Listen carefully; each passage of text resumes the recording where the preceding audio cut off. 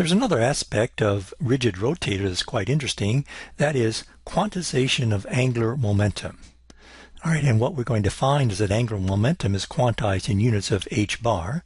But let's try to see that now. All right, you can show that the angular momentum, the angular momentum LZ operator and the angular momentum operator squared commute.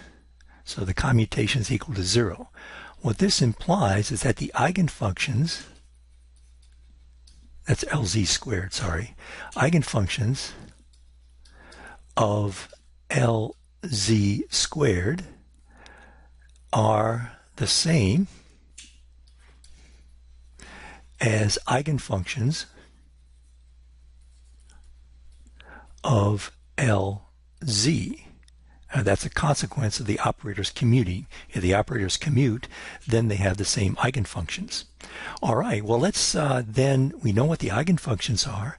Let's see if there's any quantization of angular momentum. In fact, we'll find that out. Let's apply the angular momentum vector, not the L squared, but angular momentum vector on psi, and let's see what we get. Well, I'm going to show you what we'll get. We'll get an eigenvalue equation where now these are the only values of angular momentum that you can measure because they correspond to the observable LZ.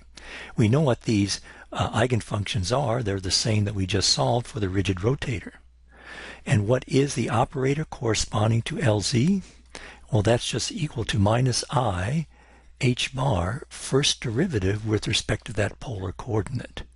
So let's apply that operator LZ on the eigenfunctions of the rigid rotator.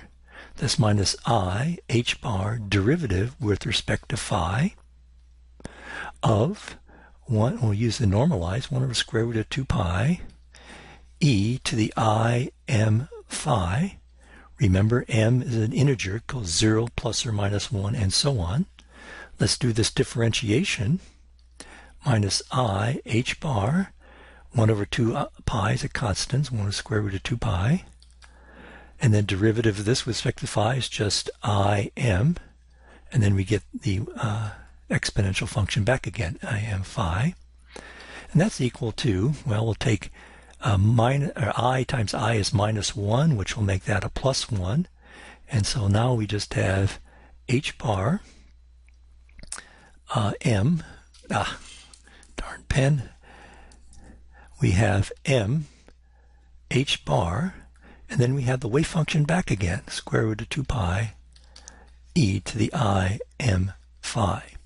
So we took the operator, we got the function back again. I'll just rewrite this here as m h bar phi. So LZ, angular momentum, operating on psi, you give psi back again. These are the eigenvalues that the only values you can measure in an experiment in which you measure the angular momentum. Okay, so that's interesting. This means that the angular momentum LZ has to be equal to m times h bar, where m is 0, plus or minus 1, plus or minus 2, and so on. All right, well, let's see what that means.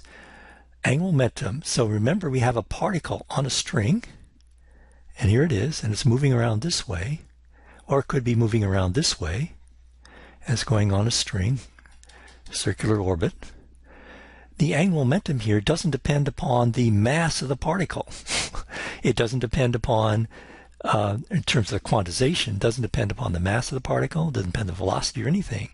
It can either be h bar, 1h bar, 2h bar, minus 3h bar, or so on. It can only be units of h bar, where m is that integer. So that means angular momentum is quantized in units of h bar.